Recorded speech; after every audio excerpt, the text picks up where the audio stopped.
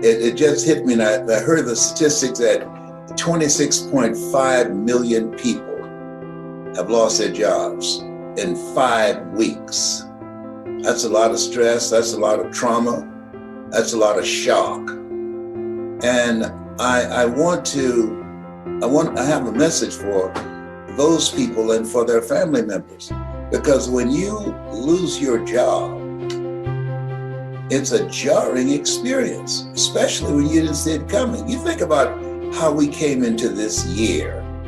I mean, all kind of stuff's been happening back to back. And when you have back-to-back blows, and I've had them, where I went through a lot of things, went through a divorce, I went through losing my best friend, losing my mother, having a nationally syndicated show cancel, and being fired from several jobs.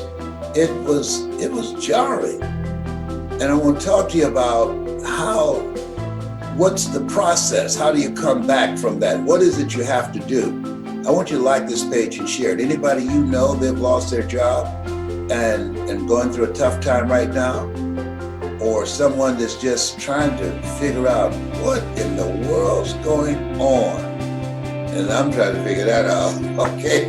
I want you to like this page and share it, because this is a time that we have to turn to each other and help each other get through some tough times. When my mother died, I had friends who helped me, who talked to me, because they knew I'm a mama's boy.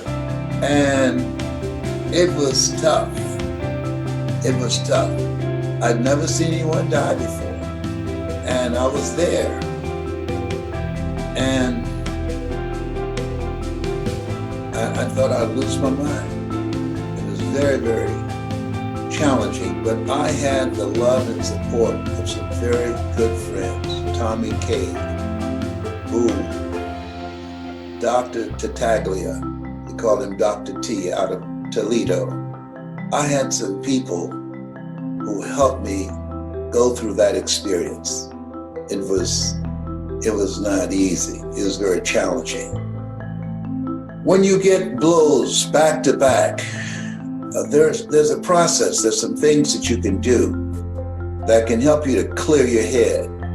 When things happen to you and you don't see them coming, they catch you on the blind side. A friend of mine, he was having dinner and someone rang the doorbell. He's having dinner with his family, his wife and his children. And when he answered the door, the gentleman served him papers, divorce papers. His wife never mentioned it. And he just took it and took the envelope. He didn't open it at that time. And they went and had dinner. And then when he read it, he said, "Whoa.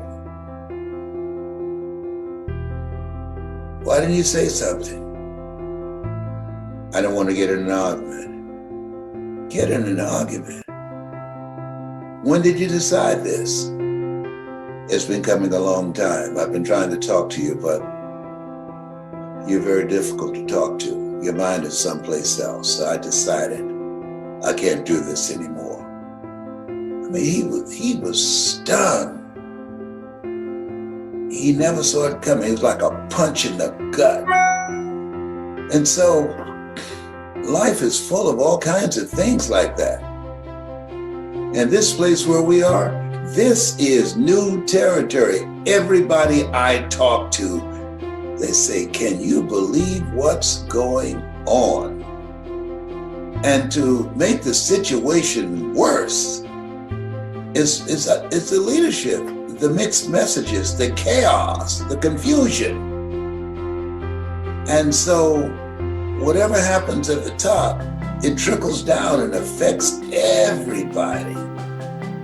And so I want to talk to you about what I'm dealing with and what I see. You know, I believe this is a special time, and God is still in control. I think that the most important things and steps that you can make is one,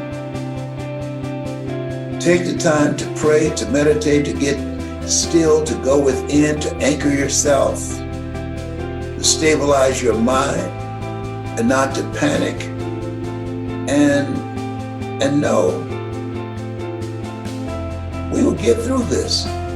Not as fast as I thought. I thought it'd be about, 2 or 3 weeks of this chaos, this confusion, these restrictions, and they keep moving the dates back. I just couldn't imagine. I've never imagined the stores, the businesses, anytime, Vegas and the church doing the same thing, closed down, when heaven and hell are doing the same thing. It's gotta be bad. when the Strip, Sin City, and the churches are closing, but come on. You can't make this kind of stuff up. This is beyond anything we've ever seen before. And Willie Jolly is right. We will get through this. I hope soon, okay? But in the meantime and in between time, here's some things that you can do. One that I do is I have a ritual. I get up in the morning, I say my favorite scripture. All things work together for good for those who love God and for those who are called according to his purpose. Then I write down 7 things that I am grateful for. And every day I have something new to write on that list. 7 things that I'm grateful for. Then I write down things I'm going to do that I enjoy. I enjoy oldie but goodies. I enjoy music. And I put on some of my favorite music. And then I've got some good stuff that I'm reading and stuff that I'm listening to. Today, my very good friend, John Tellerico, he bought me Dr. Howard Thurman. Let me tell you something. You've never heard his work before. Dr. Howard Thurman, who was a mentor of Dr. Martin Luther King Jr. and Mahatma Gandhi.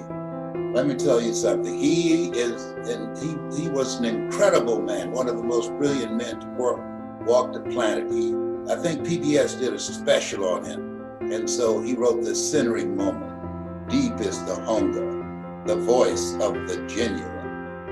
He said there's 2 primary questions that one must ask oneself in life. Number 1, where am I going? Number 2, who's going with me? And he said, and if you ever ask those questions in the wrong order, you'll be in serious trouble.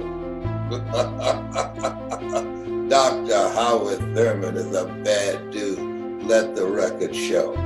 And so I listen to things that keep me calm. I listen to Miles Monroe. Miles was a bad dude. Somebody put some recordings of my voice and Miles' voice together on YouTube. I don't know who did it, but I love it. And I want you to look it up. Put in there Les Brown and Miles Monroe. It is good. Very motivational. Very inspiring. You're going to enjoy that very much. And I listen to a variety of motivational messages and various types of meditation music, calming music, and I love gospel music. So you want to find those things that calm you. I'm going to get into art. I decided I'm going to get into art. I believe that there's some artistic skills that I have not developed. I start singing lessons next week and tap dancing, and all this is virtual. They're going to be in one place and I'll be in my place. And I decided at 75, I've always enjoyed tap dancing. And I said, you know what? That will be some exercise. And so I'm going to do that. I know how to do a variety of dances, but tap dancing is something I think is so beautiful when you see people who can do it and do it right. I said, I wonder, can I do that? And so I just decided, why not? And then I'm going to do some art with my grandchildren. They send me some stuff and I'm going to send them some stuff. All this is virtual. Find ways to be busy in a very positive and a very productive way. And I'm training speakers. And one of the things that I enjoy is helping people to find their voice. I got a text message from Kevin Bracey, and he is in Sacramento, one of my mentees, and he's doing training for the school system there. And he's doing such great work. And so I said, you know what?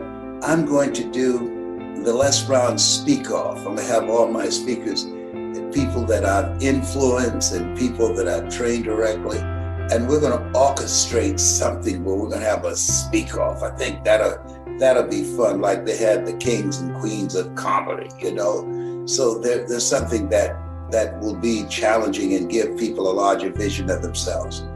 What are you doing to keep yourself productively engaged in this thing called life?